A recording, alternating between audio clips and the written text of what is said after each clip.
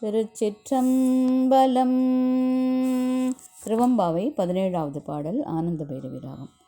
செங்கண்ணவன் பால் திசைமுகன் பால் தேவர்கள் பால் எங்குமிலாததோர் இன்பம் நம் பாலதா.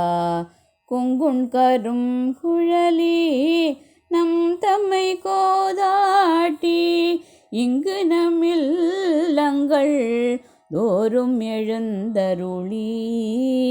செங்கமல பொற்பாதம் தந்தருளும் சேவகனே அம் கண்ணரசை அடியோங்கட்காரமுதை.